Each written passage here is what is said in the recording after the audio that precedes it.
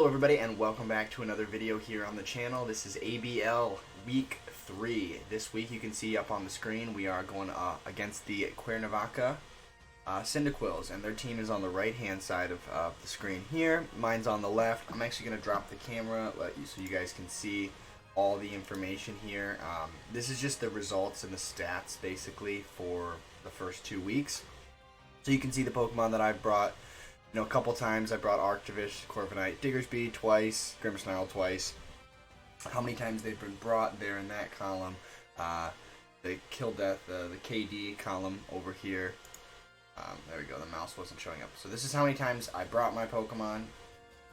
This is their deaths versus kills. Obviously, it's pretty self-explanatory. But basically looking at my opponent's team, I was looking at the stuff that they had brought a lot and really trying to prepare for all of their really scary options, because I was really scared of Jolteon, the Hatterene, Oranguru to set Trick Room, so Sableye with Prankster. There was a lot of things that their team can do. So basically, yeah, that's what I had to go up against. This was the team I was building to fight. I had to prepare for all of these, basically. So we're going to hop into Showdown and look at my team and who I actually brought to the battle. So now I gotta move this a little bit or zoom out. Nope, gotta move.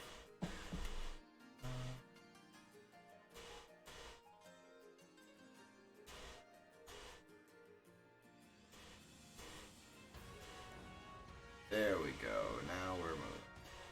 And we'll bring my camera back. Okay. So first off, my Dynamax Pokemon is Corviknight. That is the Pokemon I can Dynamax, and I'm only allowed to Dynamax Corviknight. None of my other Pokemon are permitted, based on the rules, to Dynamax. So we have our staple here. Max HP, max attack, adamant nature, get as much damage as possible when it's Dynamaxed. Don't want to waste those turns. Get out as much damage as I possibly can with moves, Iron Head, Brave Bird, and Body Press just for really good coverage. Stab Iron Head, stab Brave Bird with coverage for Body Press to really do damage to things like Jolteon and basically knock out that Bisharp that they have in one hit if I can. The ability Unnerve was kind of a last minute change that I decided to make because I realized one of the best ways my opponent might be able to use their Hatterene is if they put the Babiri Berry to resist steel type attacks. So I figured, in double battles, berries are something that get used pretty often. So I figured if I didn't really see a scenario where I would need mirror armor, I didn't really see anything that they would try to do to lower my stats. So I figured I might as well put Unnerve, because I figured my goal was to try to have Corviknight be, matched up against Dynamax Corviknight matched up against Dynamax or Gigantamax Hatterene. So I figured if having Unnerve, can't eat their berry, that means they can't resist my steel type attacks, can't get health back. Berries are very good in double battles, and Unnerve ability makes it so they can't eat their berry. So very helpful there. And I realized that there was nothing I could do to stop Jolteon if I was face to face with Jolteon with my Corviknight. There was nothing I could do from getting destroyed besides the Wakan Berry. I just did not want to lose my Dynamax Pokemon in one hit. If it was Choice Specs Jolteon, it could have one-shot me. That's how I did the damage calculations there. So specifically, I didn't really think of any other items that I really needed for Corviknight, and I really was mostly scared of Jolteon. So we bring the Wakan Berry to protect ourselves from electric type attacks. Over here to Dusknoir. Dusknoir's first time I brought Dusknoir. I hadn't brought Dusknoir either of the other 2 weeks. Yep, this is my first time bringing Dusknoir, but this is the first time I really thought my opponent had a strong Trick Room team, because if you look over back at their team, Hatterene is like the slowest Pokemon between both of our teams. So it really functions well in Trick Room, and they have one of the best Trick Room setters in the game with Oranguru. So really wanted to over prepare for Trick Room. I brought my own version that I can reverse the Trick Room, or kind of function in it with Scrafty, Turtonator, and Corviknight are pretty slow. So if the Hatterene was gone, I actually didn't do terrible in Trick Room. But I wasn't planning on setting up Trick Room. I really brought Trick Room purely just to reverse it if they try to set it up. I got the hidden ability Frisk so that I could see what items they're running. Leftovers for bulk. Kind of wanted a mixed spread between defense and special defense so that I could take hits from both physical and special attackers. And max HP. Basically want Dusknoir to be able to stick around as long as possible. Nightshade doing 50, guaranteed 50 damage. It should be level 50. It does the fixed amount of damage. Will-O-Wisp just to put burns on Bisharp and other physical attackers like Seismitoad and Sableye. And Shadow Sneak for that priority, which I think is always something good to have and can really come in clutch in key moments, having that priority and being able to move first.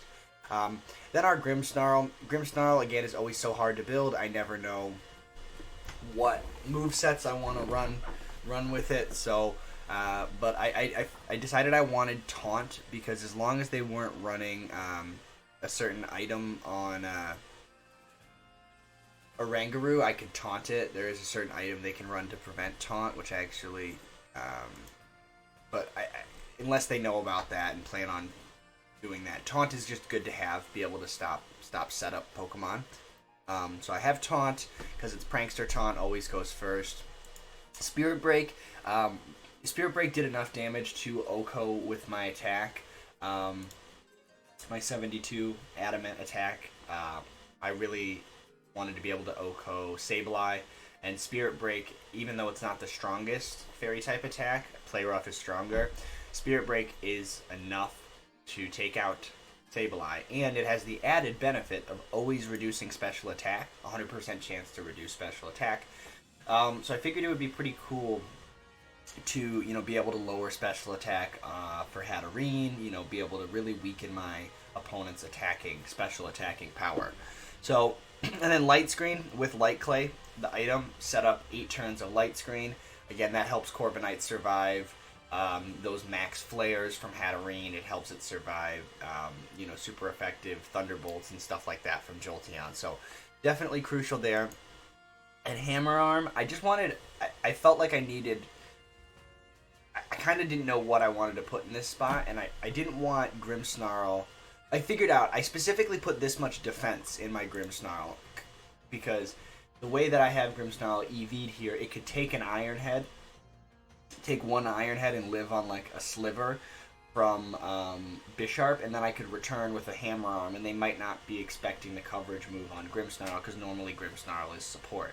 So I kind of just decided, like, ooh, maybe I can, use that to my advantage, that they would, kind of use the element of surprise with a more lesser known, or not lesser known, but just not a common move to put on a Grimmsnarl. So that's kind of where that weird set came from. I needed that much defense to live. I only needed that much attack to KO, so I put the rest into special defense. So kind of have a good mixed spread there. I really like that spread. That was the one I put a lot of time into thinking about. And then Galvantula has pretty much been the same the whole time. Choice Specs, Thunder, Volt Switch. I replaced Energy Ball with Giga Drain, so that even if they did do some damage, I could get some health back.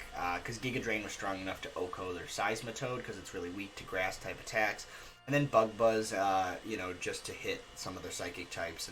And it's a pretty standard set, except no Energy Ball, Giga Drain instead. Modest Nature, just boosting the special attack power like as high as possible.